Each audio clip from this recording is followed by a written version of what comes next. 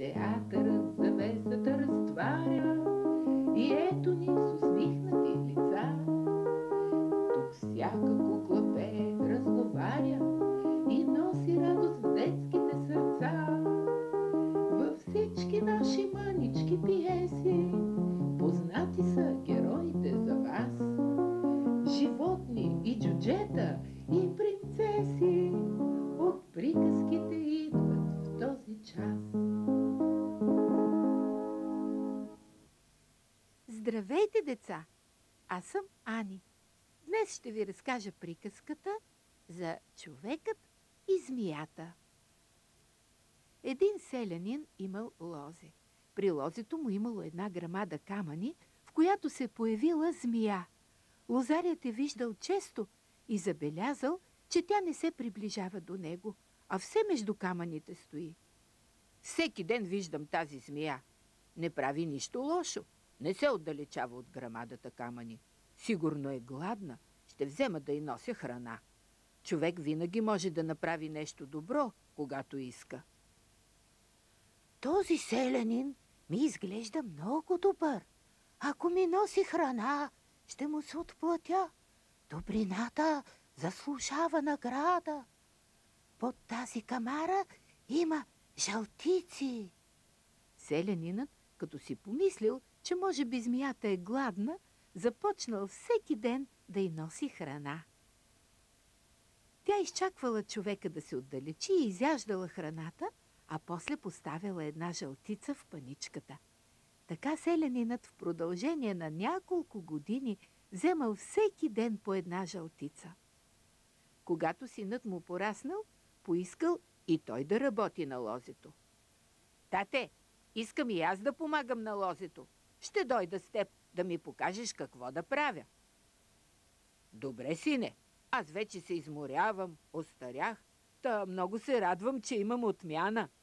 Така синът започнал да ходи всеки ден на лозето и, както му казвал баща му, носил храна на змията, а тя давала всеки ден по една жълтичка. Веднъж синът, като оглеждал камарата камъни, си казал: под тези камъни сигурно има много жълтици. Не ми се носи храна всеки ден и да получавам само по една жълтица. Ще взема да убия змията, да разровя камъните и да прибера всичките жълтици. Змията чула какво се готви да направи синът на селянина. Много й домъчняло, че той бил толкова алчен и неблагодарен. Няма я. Дали усеща, че не й нося храна? А че откъде ще знае? Я да поседна на камъните и да почакам. Я, виж ти, седна на камъка да ме чака. Много време чакам. Стана ми студено. Ще се прибирам сега. Утре пак ще дойда. Синът си тръгнал към къщи. Вървял много бавно, защото му било зле. Бил настинал, дето седял на студения камък. Едва се добрал до вкъщи. Днес много рано си идваш, сине. Донесе ли жълтичка? Не, тате.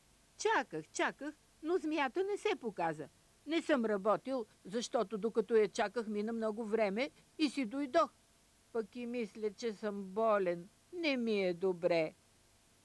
Да не си седял на камък, докато чакаш? Да, тате, поседнах на един камък. Разболял си се, настинал си от студения камък. Ти полегни. Утре аз ще отида на лозето.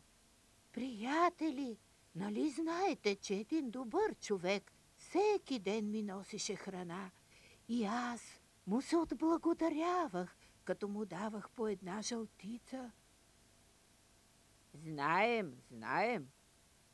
Така беше няколко години, но когато синът на този лозар порасна, той взе да идва на лозето да отменя баща си. Но момчето не беше толкова работливо и добро.